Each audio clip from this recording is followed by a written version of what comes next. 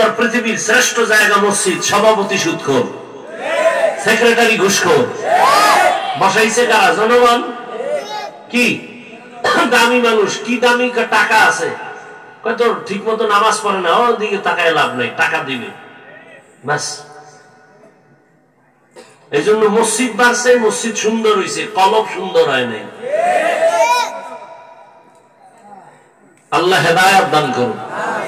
দুনিয়ার পত্রিকা, মিডিয়া, সব জায়গায় দেখবেন দিন বদলে দাও, দিন বদলে দাও, দিনকে বদলে দাও। এই দিন বদলায়, চরিত্র বদলায় না। আর সমস্ত নবীদের স্লোগান, আউলিয়ায়ে কেরামের স্লোগান, আলেমের স্লোগান দিন নয়, দিল বদলাও, দিল, তাহলে দিন বদলে যাবে। দিন বদল হইছে, এক জালেম গেছে আর এক জালেম জুলুম করবে, তো এই দিন বদলে হবে না। যেই থাকুক তার দিল বদলাতে হবে। এজন্য চরমনের পিসাব বলে শুধু নেতা নয়, নীতির পরিবর্তন চাই, নীতির পরিবর্তন করতে হবে। চুরি করলে হাত কাটো, সৌদি আরবের মতো বড় বড় দুই একটা হাত কাটলে বাংলাদেশে চুরি বন্ধ হয়ে যাবে। সৌদি আরব স্বর্ণের দোকানের শাটার খুলে নামাজে যায় এখনো।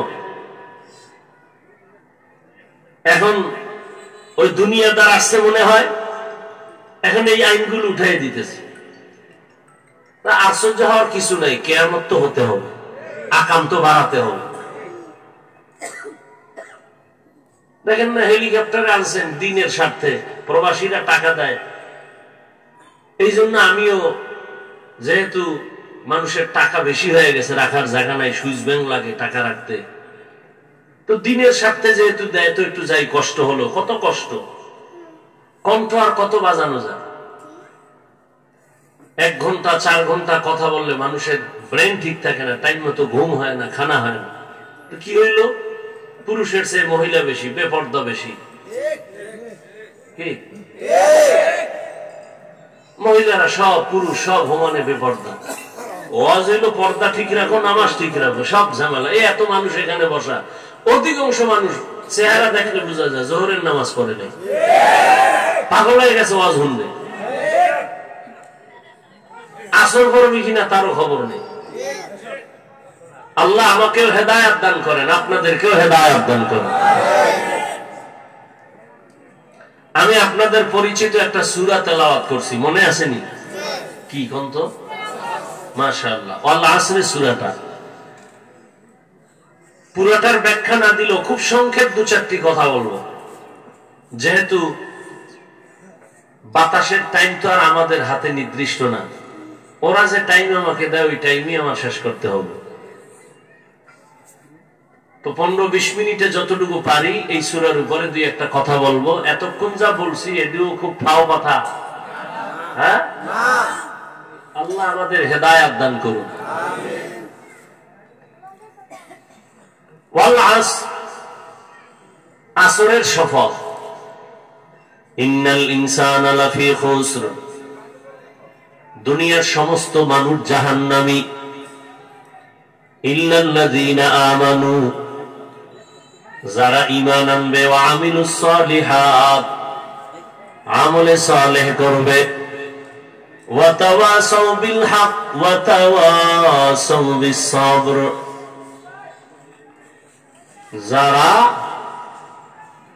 ঈমান আর আমলের দাওয়াত অন্যকে দিবে এবং যারা ঈমান আমলের বিরোধিতা করে তাদেরকে বাধা দিতে গিয়া ধৈর্য ধারণ করবে, এই 4 গুণওয়ালা ব্যতীত বাকি সব জাহান্নামী। রহমতের নবী বলেন, কুল্লু উম্মতি ইয়াদখুলুনাল জান্নাতা ইল্লা মান আবা, সব উম্মতেরা জান্নাতে যাবে, যারা আমি মুহাম্মদকে মানে না তারা যাবে না। কিলা মান আবা, সাহাবায়ে কেরামদের থেকে প্রশ্ন করা হলো, ইয়া রাসূলুল্লাহ, কারা আপনাকে মানে না একটু বলবেন? খুব খেয়াল করেন, নবী বললেন, মান আতাআনি দাখালাল জান্নাহ, যে আমার অনুসরণ করবেন, আমার অনুকরণ করবেন তারা জান্নাতে। ওয়া মান আসানি ফাকাদ আবা, যে আমার বিরোধিতা করবে সে জাহান্নামে যাবে। হাদিসটার একটু 2 মিনিট ব্যাখ্যা শুনেন। নবী বললেন সব উম্মত জাহান্নামে, জান্নাতে যাবে, যে নবী মানে না সে জান্নাতে যাবে না। সাহাবায়ে কেরাম বললেন ইয়া রাসূলুল্লাহ, কে আপনাকে মানে না, অস্বীকার করে? নবীজি জবাব দেওয়ার আগে বললেন, যে আমার অনুসরণ করবে সে জান্নাতে যাবে। কথাটা বুঝলে আমাকে একটু জবাব দিতে হবে। সাহাবাদের প্রশ্ন, নবী আপনাকে মানে না কারা? নবীজি তারা মানে না বলার আগে বললেন, যে আমার অনুসরণ করবে সে জান্নাতে যাবে। তাহলে এই কথার বিপরীত কথা কি দাঁড়ায়? যে অনুসরণ করবে না সে জান্নাত পাবে না। আবারও বলছি, নবী বললেন সব উম্মত জান্নাতে যাবে, যারা আমাকে মানে না তারা যাবে না। সাহাবায়ে কেরাম প্রশ্ন করলেন ইয়া রাসূলুল্লাহ, আপনাকে মানে না তারা কারা? নবী তারা কারা বলার আগে বললেন, যে আমার অনুসরণ করবে সে জান্নাতে যাবে। বিপরীত কথা দাঁড়ায়, যে অনুসরণ করবে না সে জান্নাতে যাবে না। কিন্তু নবী এটা বলেনি। নবী বলছেন যে অনুসরণ করবে সে জান্নাতে যাবে, যে অনুসরণ করবে না সে জাহান্নামে যাবে, কথা নবী বলেন নাই। নবী কি বলছেন পরে বলতেছেন, মান আসানি ফাকাদ আবা, যে আমার বিরোধিতা করবে সে জাহান্নামে যাবে। এখান থেকে কি বুঝলেন? কঠিন একটা কথা এখান থেকে বুঝার। যারা নবীর অনুসরণ করে না তারা দুই দল, যে নবীর সুন্নত অনুযায়ী চলে না তারা কয় দল? এক দল আগ্রহী আর এক দল বিদ্রোহী, এক দল দরদি আর এক দল বিরোধী। যেমন উদাহরণ তো বলি, ডান দিকের একটা যুবকের জিজ্ঞাসা করলাম, বাবা তুমি দাড়ি রাখো না কেন, নামাজ পড়ো না কেন?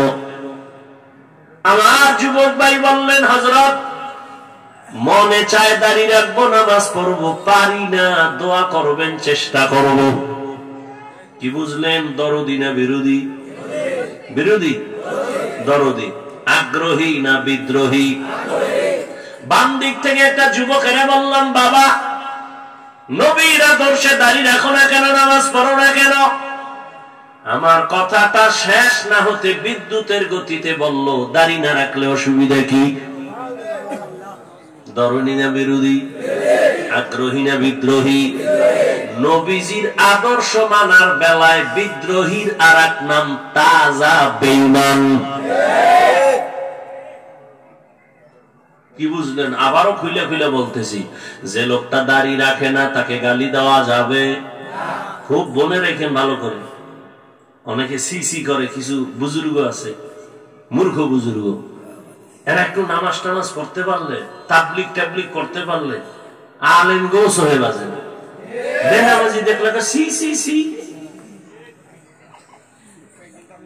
যে ব্যক্তি নামাজ পড়ে না তাকে গালি দেওয়া, হিংসা করা, বিরোধিতা করা। কিন্তু যে নামাজ পছন্দ করে না তাকে ছাড় দেওয়া যাবে না, সুযোগ পেলেই জুতার বাড়ি। এখনো ব্যবধানটা বুঝেন নেই। একটা লোক দাড়ি রাখে না তারে গালি দেওয়া, আর একটা লোক দাড়ি পছন্দ করে না তাকে ছাড় দেওয়া, ওটা বেঈমান। যে দাড়ি পছন্দ করে না সে কি? একজনে কোরআনের রাজনীতি করে না তাকে গালি দেওয়া, আর একজনে ইসলামের রাজনীতি পছন্দ করে না তারে ছাড় দেওয়া যাবে না, সুযোগ পেলেই জুতা। ব্যবধান আছে না নাই? খুব বুঝবেন। একজনে দাড়ি রাখেন, আগে বুঝতে হবে সে কি বিরোধী না দরদি, এরপরে আপনার হিসাব মিলাইতে হবে। যদি দেখেন লোকটা বিরোধী, ছাড় দেওয়ার সুযোগ নাই। যদি দেখেন দরদি, গালি দেওয়ার সুযোগ। এত সোজা না ইসলাম। মাত্র 13 বছরের মধ্যে রহমতের নবী মক্কার চূড়ান্ত খারাপ মানুষগুলোকে জান্নাতি মানুষ বানাইলেন।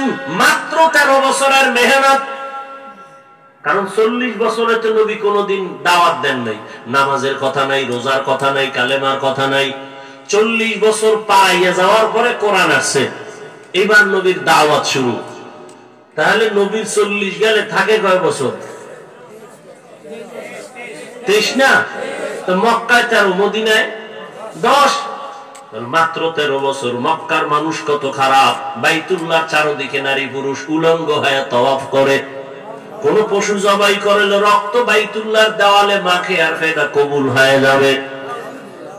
এতটা খারাপ এই মক্কার চূড়ান্ত খারাপ মানুষ, মাত্র 13 বছরের মেহনতে এত দামি হয়ে গেল। আল্লাহ তাআলা জিবরাইলের লিস্টি পাঠায় দেয়, ও জিবরাইল লিস্টি দিয়া দাও নবীরে, এই লিস্টিতে যাদের নাম আছে সবাই বিনা হিসাবে জান্নাতি। নবীজি পিটাপিটি করছে, বেতের বাড়ি দিছে, মাত্র 13 বছরে এই মক্কার চূড়ান্ত খারাপ মানুষ, এদের মতো খারাপ দুনিয়া তার কেউ নেই। নবী সিসি করছে, বরং ওরা সিসি করে, নবী আরো কাছে যায়, নবীরে গালি দেয়, ওর নবী আরো কাছে যায়, নবীরে ধাক্কা দিয়া ফালায় দেয়, নবী আবার উঠা দাঁড়ায়, নবীরে পাথর মারে, রক্ত ঝরে। জিব্রাইল পর্যন্ত আল্লাহর অর্ডার নিয়ে কয় মেরে ফেলবো, নবী কয় মারবা না।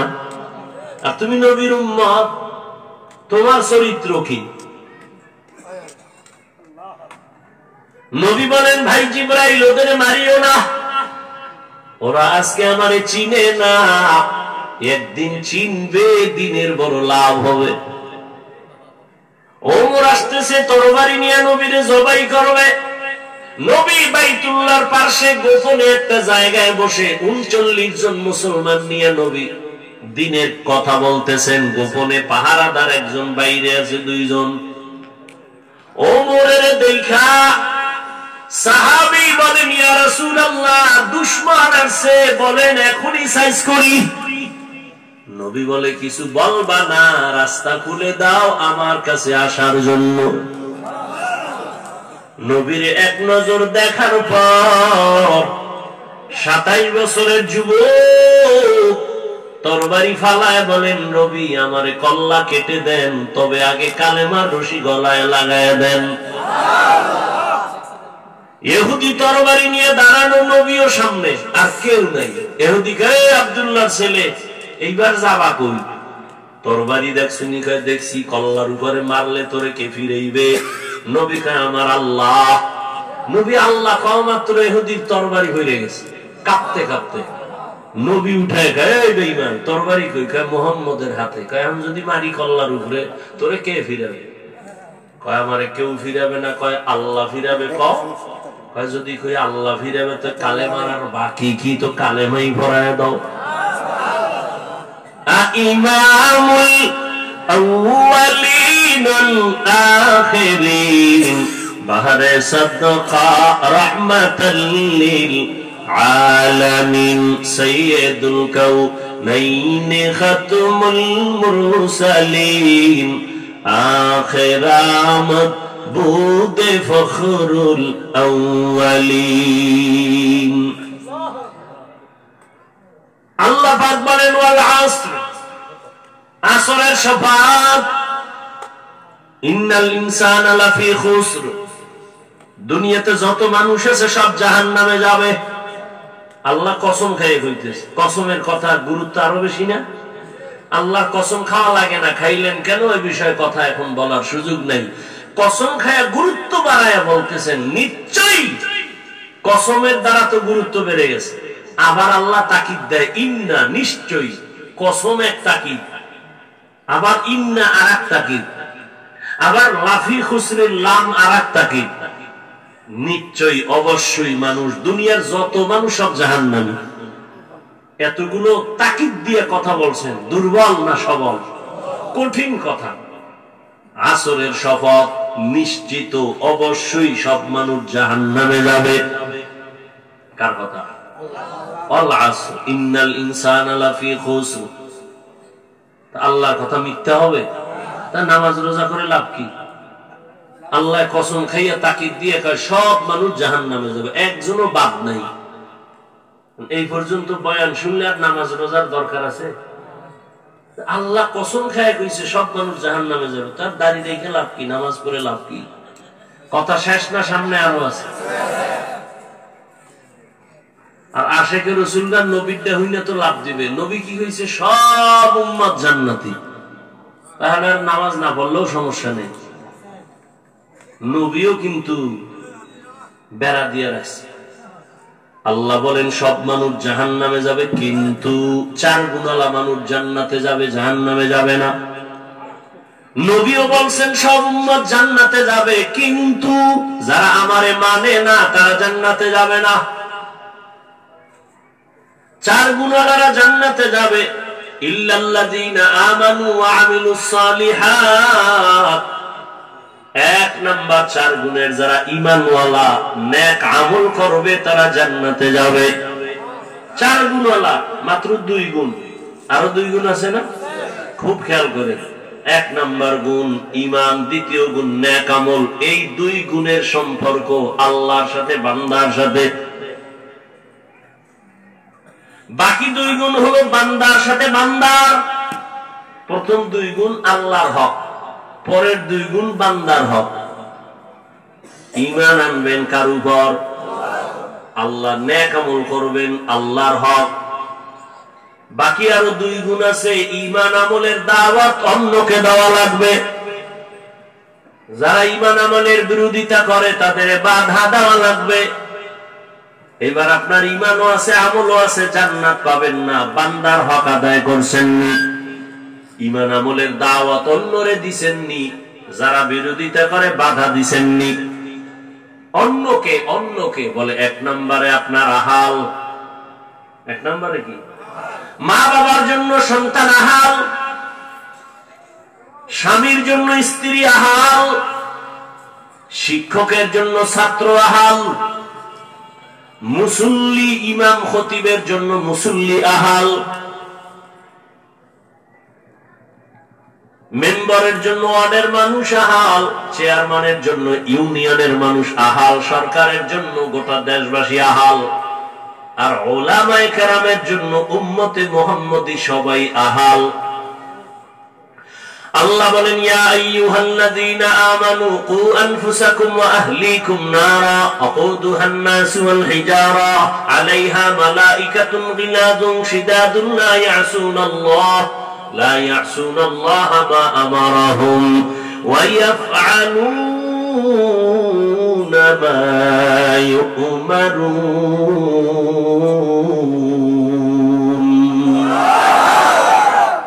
ও মুমিনেরা, জাহান্নাম থেকে নিজেকে বাঁচাও, আহালকে বাঁচাও।